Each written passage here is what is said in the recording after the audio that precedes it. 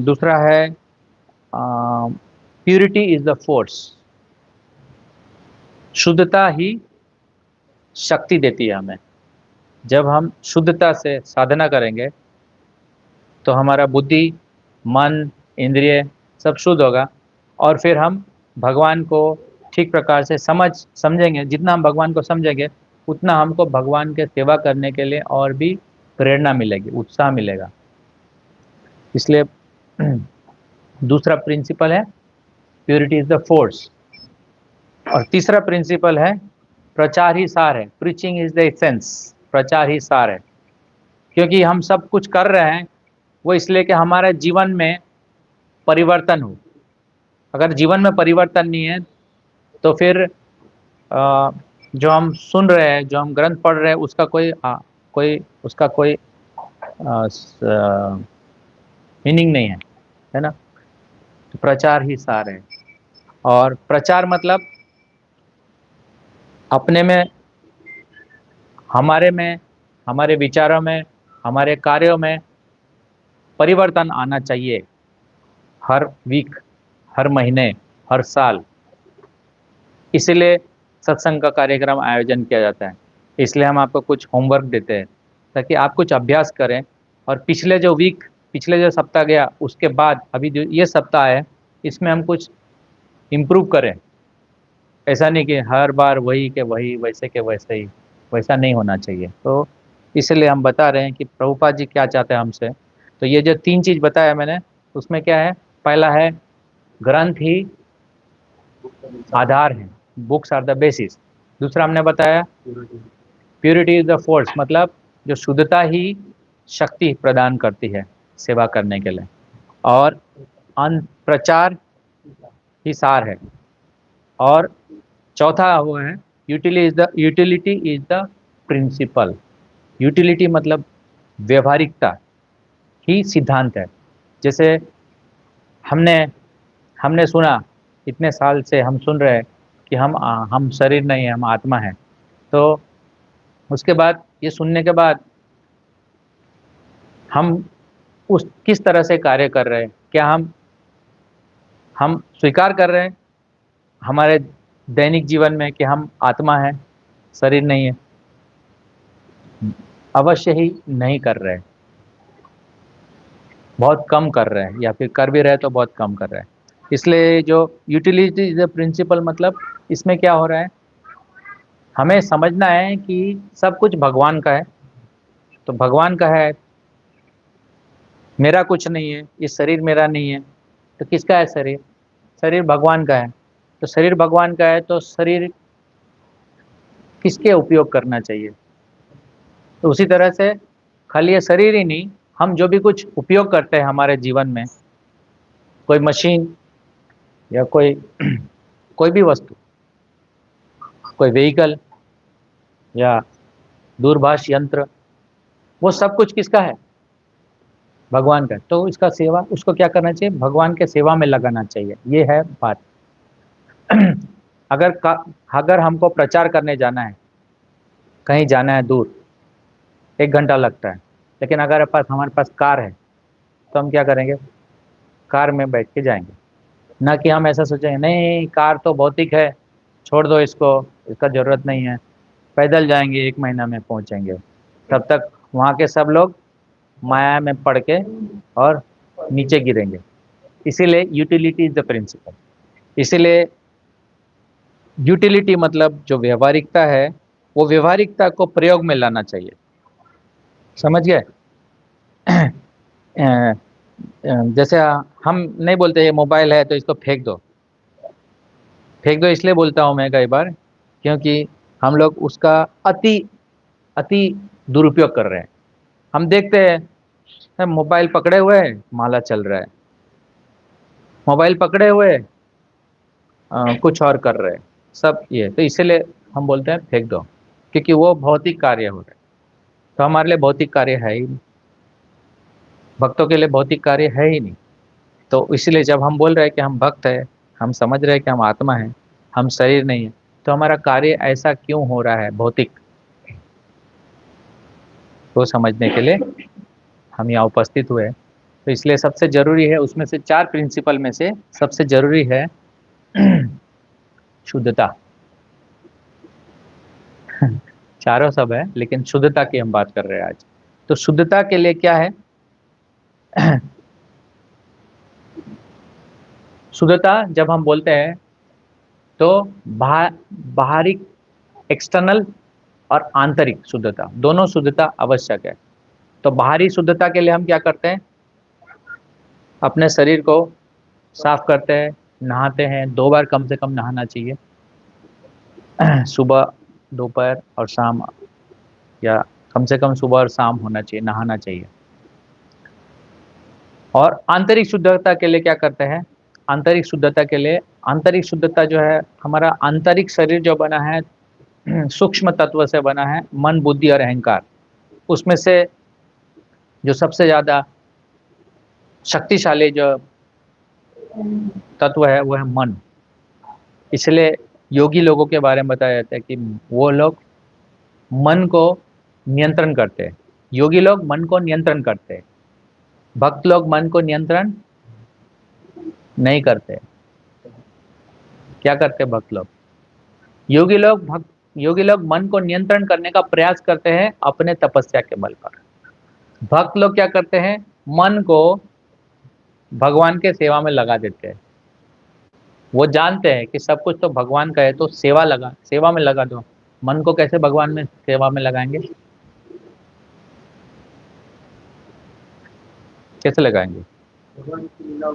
हरे कृष्णा कृष्णा कृष्णा हरे हरे, हरे राम राम राम हरे हरे। इस तरह से मन को सेवा में लगाया जाता है हमारे लिए, साधक भक्तों के लिए। जो एडवांस है उसका मन तो सेवा में लगा ही रहता है,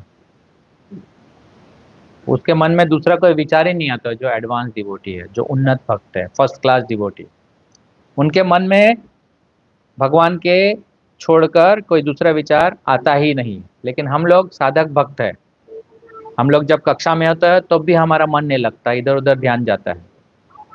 कक्षा के बाहर तो क्या बात ही कुछ और है। कक्षा में नहीं लगता है, जब हम माला करते हैं तब भी नहीं लगता है। नींद आती है, माला करते समय नींद आती है, बहुत जोर से नींद आती है। उसी तरह से कक्षा में भी बहुत नींद आती है ना, क्योंकि ये मन का कार्य है। और इंद्रिय का कार्य क्या है? प्रसाद लेना। उस समय किसी को नींद नहीं आती है, सब नींद उड़ जाती है। कभी देखा है प्रसाद लेते लेते कोई नींद से इतना नींद आ रहा है कि प्रसाद लेके प्लेट पे गिर गया हो? होता नहीं है ना, नहीं होता है, क्योंकि वो भौतिक इंद्रियों से कार्य हो रहा है, मतलब स्थूल इंद्रियों से। वैसे तो इस मन भी, कोई ऐसा बोल सकता है, बहुत से ऐसे लोगों का समझ है, जिसने गीता पढ़ा था उसका तो समझ नहीं है, लेकिन जो गीता ठीक से नहीं समझते हैं, ठीक से नहीं पढ़ते, उनको ऐसा लगता है कि मन जो है वो स्पिरिचुअल है। मन स्पिरिचुअल है, नहीं, मन नहीं है स्पिरिचुअल। मन भी मटेरियल है, क्योंकि सूक्ष्म तत्व है मन। तो सूक्ष्म भी शरीर ही है। कौन से सूक्ष्म तत्व है? हाँ, कोई माता जी लोग को बोलने दो, कौन से 3 सूक्ष्म तत्व है?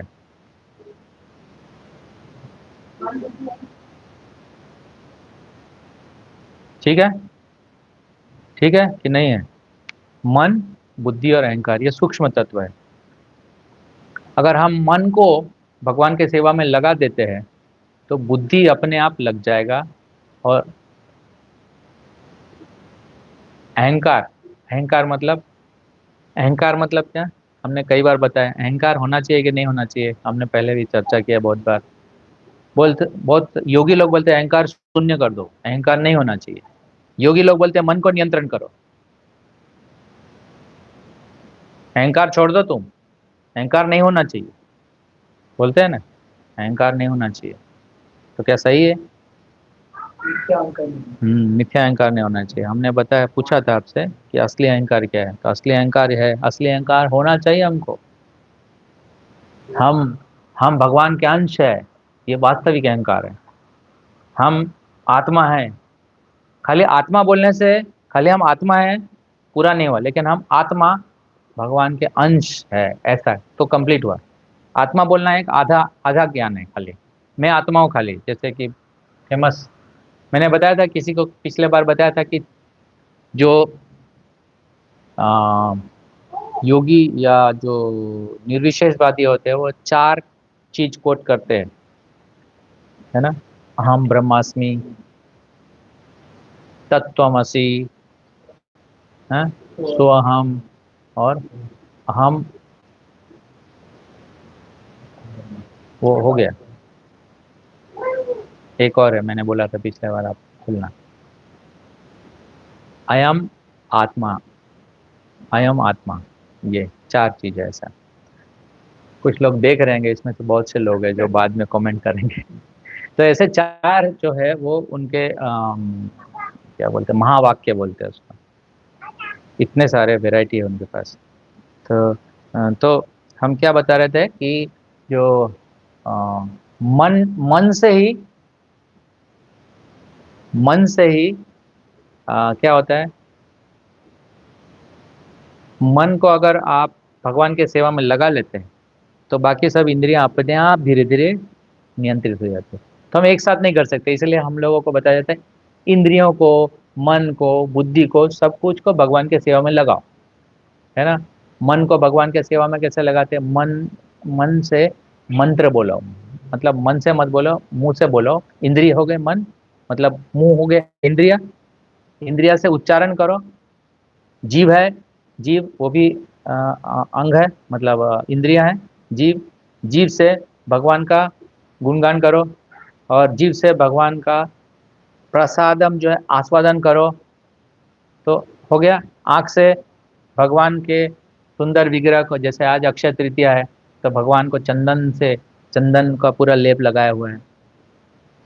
आज ही के दिन, आज ही के दिन भगवान जगन्नाथ का रथ यात्रा बनना शुरू होता है। आज ही के दिन परशुराम जी का प्राकट्य दिवस है। आज ही के दिन गंगा जी का अवतरण है। ऐसे बहुत सारे हैं आज के दिन, ऐसे बहुत सारे लिस्ट है, कम से कम 20 चीज हुए हैं आज के दिन। आज के दिन एक लीला हुई थी, पांडव का अज्ञातवास आज ही के दिन समाप्त हुआ था, है ना। हाँ, हाँ, और बहुत सारे ऐसे लिस्ट है। हाँ, महाभारत लिखना शुरू हुआ, है ना। तो ये सब हम सुनते हैं, हमारा मन इसमें लगना चाहिए कि आज के दिन ये क्या हुआ, आज क्या खास है। वैसे आप देखेंगे ना, हमारे वैदिक कैलेंडर में जिसको बोलते हैं पांचांग, पांचांग ऐसे वासु घोष प्रभु बोलते हैं पांचांग, पांचांग किसके पास है देखना चाहिए। तो पहले ऐसे होता था, पांचांग के अंदर सब तिथि होती थी। कौन सा, आज तृतीया है, मतलब third day of the moon, पूर्णिमा होने वाला जो है, शुक्ल पक्ष में तीसरा दिन है आज। तो ये सब हम हमें सोचना चाहिए कौन सा महीना चल रहा है, कौन सा महीना चल रहा है ना। हाँ, ये वैशाख महीना चल रहा है, तीसरा दिन है, ऐसा ये सब। तो ये सब में हमारा मन लगना चाहिए। जब हम अम, ये सब विचार करेंगे तो अपने आप हमें हमें लगेगा कि ये सब भगवान से संबंधित है। नहीं तो हम लोग टेंथ ऑफ मई 2024 ऐसे सब बोलते हैं, इसका कोई वैल्यू नहीं है, सब मटेरियल है। क्योंकि हमारा इससे कनेक्शन नहीं होता भगवान। जब हम डेट बोलते हैं, तिथि बोलते हैं, तो हर एक तिथि का भगवान से संबंध होता है। पूरा 12 महीने, ऋतु, कृष्ण पक्ष, शुक्ल पक्ष, सब भगवान से संबंधित होता है। तो ये सब करने से क्या होगा, हमारा जो विचार करेंगे तो वो बुद्धि हुआ, प्रश्न करेंगे वो बुद्धि का विषय हुआ। तो ऐसे हमारा मन भगवान में लगा रहेगा, तो मन भगवान में लगा रहेगा, है ना। तो मन को भगवान में लगाने का सरल तरीका है जो हमारे आचार्य बोलते हैं, और भगवान कृष्ण स्वयं बोल रहे हैं। सबसे पहला स्टेटमेंट ही बोलते हैं भगवान, भगवान मतलब 9वें अध्याय में अंतिम श्लोक है, मन मना, मेरे में मन लगा।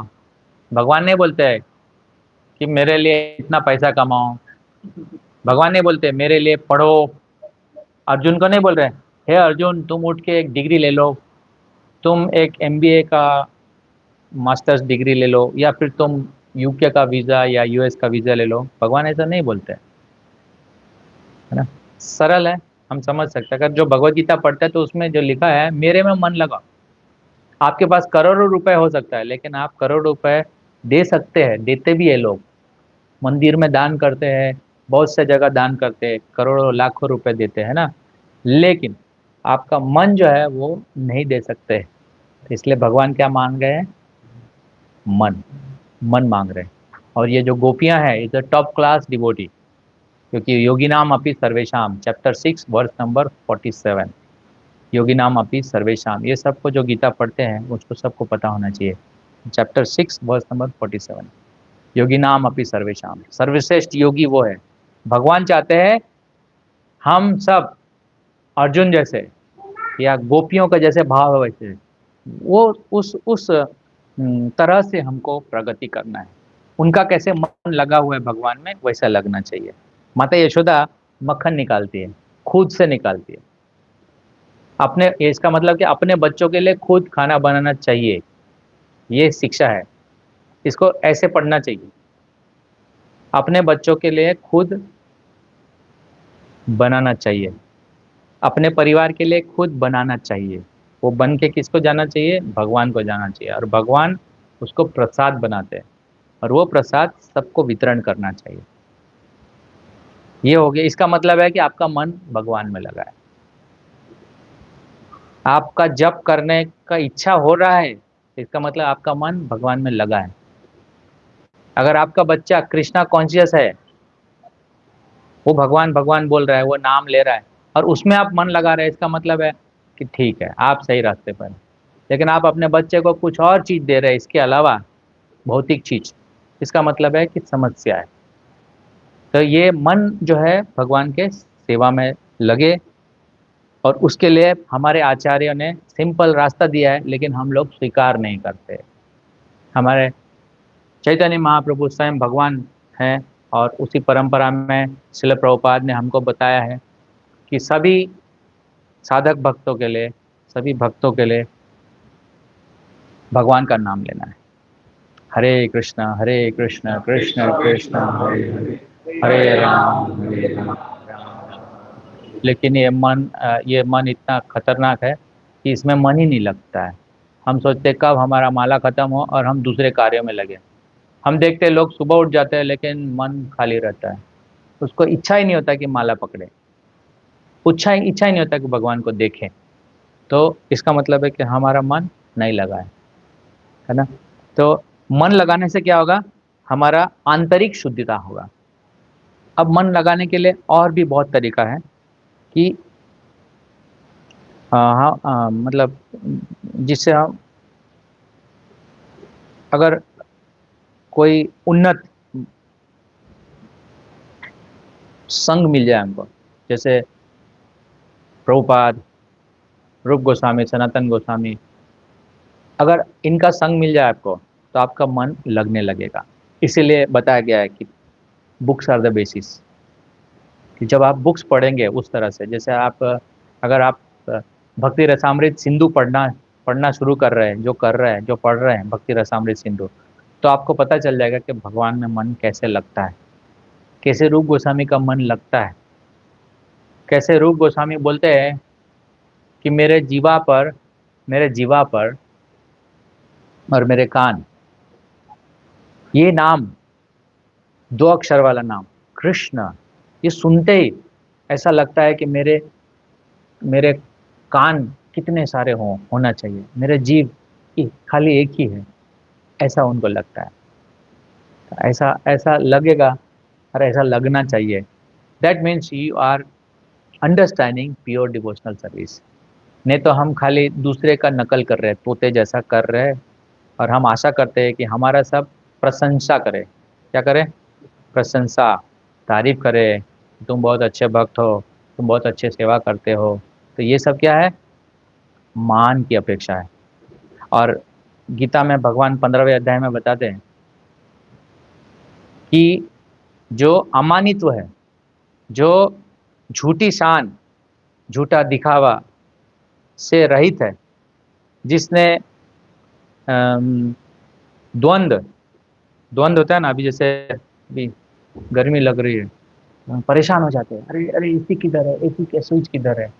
इसका मतलब है कि वो द्वंद्व से पीड़ित है। तीसरा, जिसने अ, जिसने काम, भौतिक इच्छाएं जो है वो नष्ट कर दी है, तो वो व्यक्ति भगवत धाम जाने के लिए क्वालिफाइड है। चैप्टर 15 वर्स नंबर 3, चैप्टर 15 पुरुषोत्तम योग वर्स नंबर 3 पढ़ेंगे आप लोग, अगले बार पढ़ के आएंगे। चैप्टर 15 वर्स नंबर 3 अगले बार पढ़ के आएंगे तो हम चर्चा करेंगे कि और क्या, कैसे हम भगवान के धाम में जा सकते हैं। लोग समझते हैं बहुत सरल है, बोलते हैं चैंट हरे कृष्णा, अभी हम भक्त हो गए, अभी शरीर छोड़ने के बाद हम भगवान के धाम चले जाएगा। नो, आसान नहीं है, लेकिन कैसे आसान है वो जानना चाहिए। जो प्योर डिवोशनल प्रैक्टिस कर रहे हैं वही जा सकते हैं भगवान के धाम, बाकी लोग नहीं जा सकते। हम्म? भगवान बोलते हैं, ये जो हमने 4.10 पढ़ा उसके बाद 4.11 है, 4.11 उसके अंदर लिखा है, ये यथा माम प्रपद्यन्ते ताम से था वही भजामी हम। ये यथा माम प्रपद्यन्ते, जो मेरे पास जिस श्रद्धा से आता है उस श्रद्धा से उस अनुपात में मैं उसको फल देता हूँ, उस अनुपात में मैं उसको फल देता हूँ। अगर हमारा इच्छा है भगवान का सेवा करना है,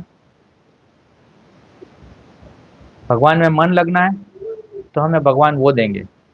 अगर हमारा इच्छा है कि मेरा लॉटरी लग जाए, मैं मंदिर आता हूँ तो मेरा कुछ अच्छा हो जाए, या कुछ ऐसा भी सोचते हैं कि मेरा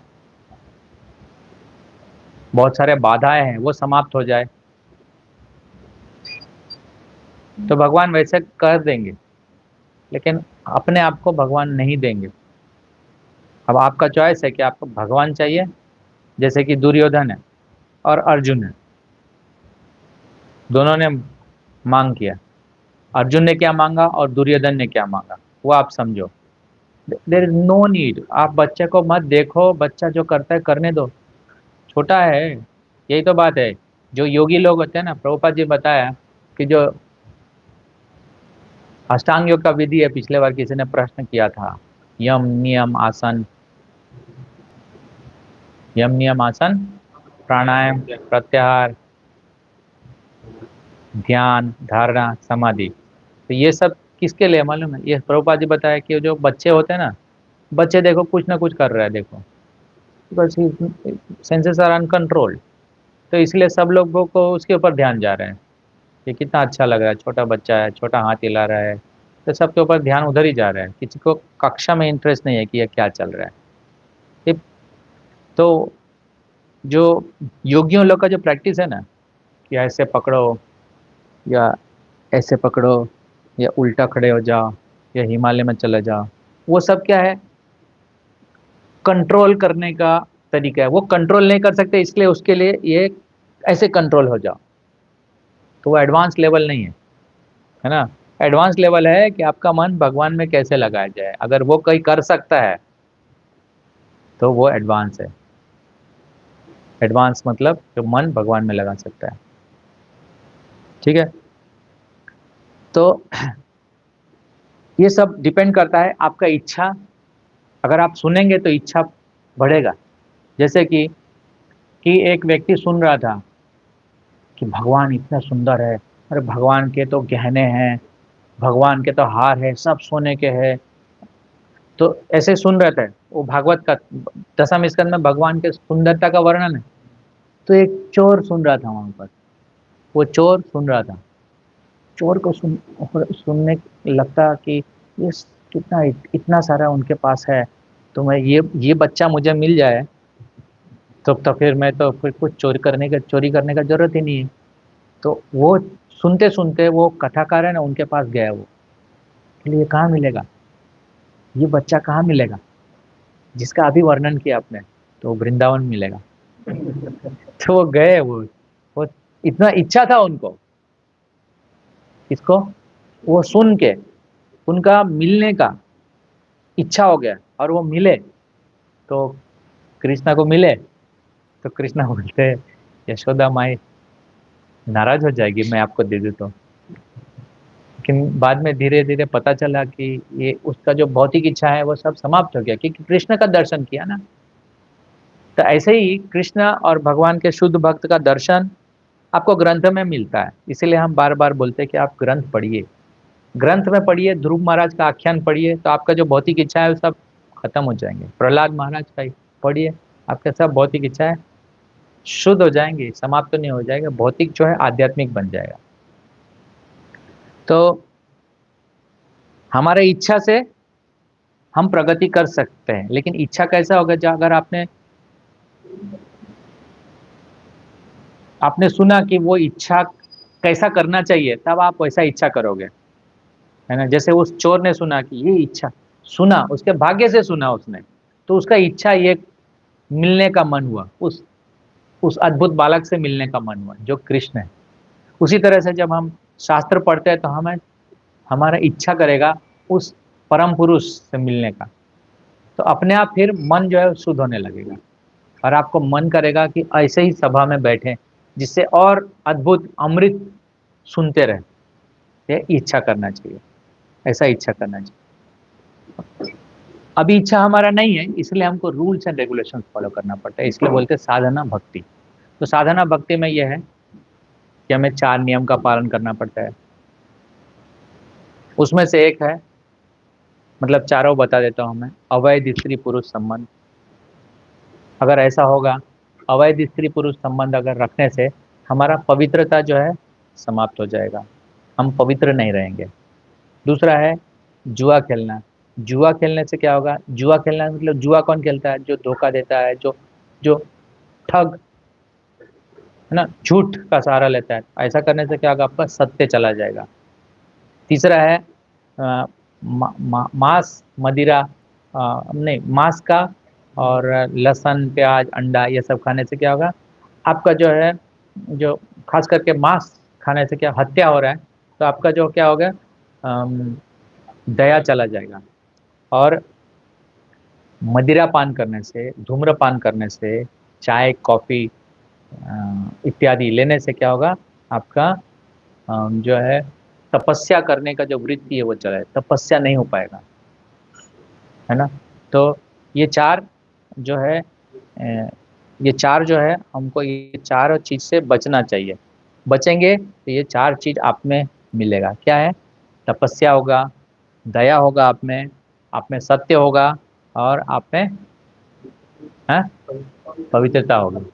अब पवित्रता के लिए क्या हो गया, मैंने बताया था कि पवित्रता एक शुद्धता है ना? शुद्धता बाहर और अंदर है। तो हमारा एक नियम होता है, अंदर से शुद्धता करने के लिए हम पढ़ें, भगवत गीता पढ़ें, भागवत पढ़ें, माला करें, ये सब।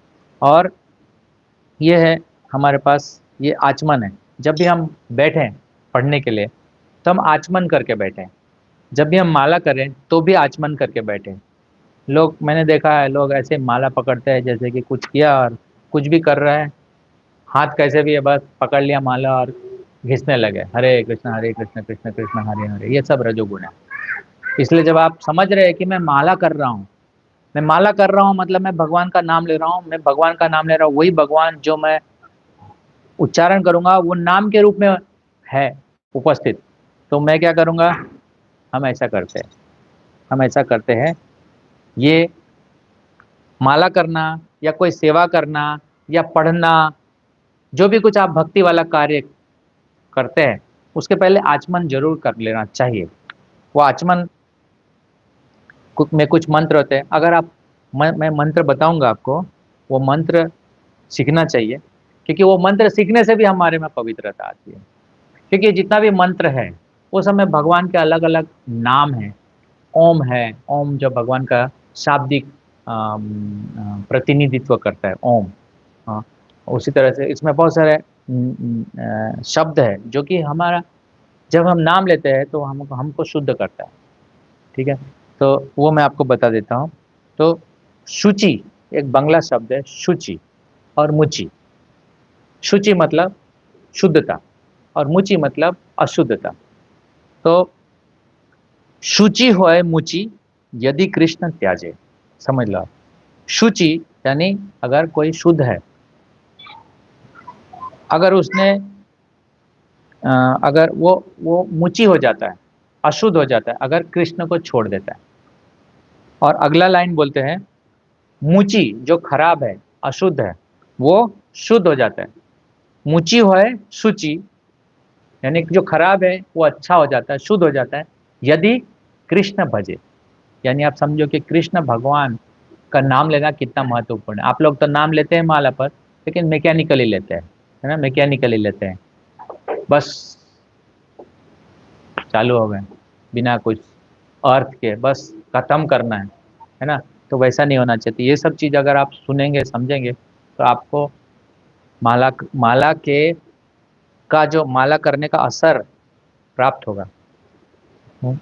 उसमें से एक मुख्य है जो चैतन्य महाप्रभु ने बताया, वो ज़्यादा इंपॉर्टेंट है, क्योंकि वो इंटरनल क्लीनलीनेस है। ये एक्सटर्नल क्लीनलीनेस जो मैं आपको बता रहा हूँ, ये वाला आचमन करने वाला। लेकिन दोनों जरूरी है। ऐसा नहीं है कि खाली इंटरनल क्लीनलीनेस है। अ, वैसे आप गंगा जी का 2 बूंद डाल देंगे ना तो आप शुद्ध हो गए, लेकिन क्योंकि आप अंदर से शुद्ध नहीं है, तो इसलिए आपको नाम लेना पड़ता है ना। ये जो वेदों में जो कुछ दिया हुआ है, हम उसका दुरुपयोग करते हैं। हम आशा करते हैं कि जैसे किसी ने बोला भगवान का नाम ले लो तो आप मुक्त हो जाते हैं, तो हम समझते हैं हाँ हमने बोल दिया जय श्री राम हम मुक्त हो गए, हाँ उस समय मुक्त हो गए, लेकिन उसके बाद आप उसके बाद पाप कर रहे हैं। समझे, वो समझना चाहिए, हम हर क्षण पाप कर रहे हैं। और पाप कैसे होता है? कृष्ण को भूलने से। और कृष्ण को कैसे भूलते हैं? अगर उनका स्मरण नहीं होता है तो भूल गए। स्मरण नहीं हो रहा है कृष्ण, इसका मतलब आप पाप करेंगे, करेंगे ही करेंगे 100%। आपका विचार जाएगा नीचे, नीचे की ओर।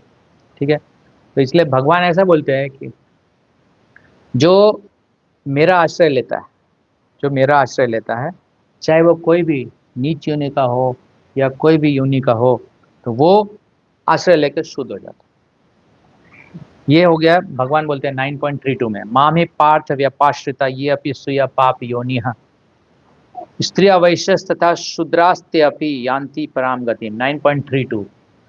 और इसी तरह से दूसरे स्कंद भागवतम में वर्णन है कि बहुत से लोग किराट, हुन, आंध्र, पुलस्क, ये सब भागवत में ये सब शब्द आता है। उसका अर्थ है किराट मतलब एक तरह का जाति, हुन मतलब एक तरह का जाति जो जर्मनी के हो गए, पुलिंद, पुलकश, आभीर, आभीर मतलब जो सिंध प्रांत के लोग हैं, आंध्र, आंध्र आंध्र आंध्र आंध्र के लोग, या इस तरह के बता रहे हैं मतलब भागवत के अंदर कि चाहे कितना भी नीच क्यों ना हो, जिसने भगवान का आश्रय लिया या भगवान के भक्त का आश्रय लिया, प्योर डिवोटी का आश्रय ना, तो वो शुद्ध हो जाता है। तो तो आंतरिक शुद्ध ज्यादा महत्वपूर्ण है बाह्य शुद्धता से। लेकिन हमें दोनों करना है, इसलिए हमारे रूल्स रेगुलेशन है ना। हमको स्नान करना चाहिए, फिर ऐसे कपड़े पहनने चाहिए, ऐसे कपड़े। कौन से कपड़े? वैष्णव परिधान। वैष्णव परिधान पहनने से ही आपके अंदर अलग अनुभव, अलग दृष्टि होता है और दूसरे का भी होता है। और धीरे धीरे आप समझने लगोगे कि देखिए मैं अभी डिवोटी ड्रेस में हूँ, मैं अभी भक्त के ड्रेस में, मुझे मेरा आचरण वैसे ही होना चाहिए। मुझे ऐसा ही नहीं कुछ भी मुंह से बोल देना है, ऐसा नहीं है कि मैं अब डिवोटी हूँ तो मैं मतलब, ऐसा नहीं होता है। एक्चुअली में डिवोटी होना मतलब बहुत अलग मीनिंग है। डिवोटी होना मतलब बहुत अलग मीनिंग है। वही अगर हम समझ गए तो हम भगवान हमें मिल जाएंगे। लेकिन यही बात है कि क्या हम सुनते नहीं, हम आशा करते हैं। सबसे गंदा चीज हम करते हैं, हम आशा करते हैं कि मेरा मान हो। हाँ, चैतन्य महाप्रभु बोलते हैं जो ऐसा है अमानी न मान देना, कीर्तनीय सदा हरि। अब शुद्ध रहने के लिए क्या करना पड़ेगा? शुद्ध रहने के लिए क्या करना पड़ेगा?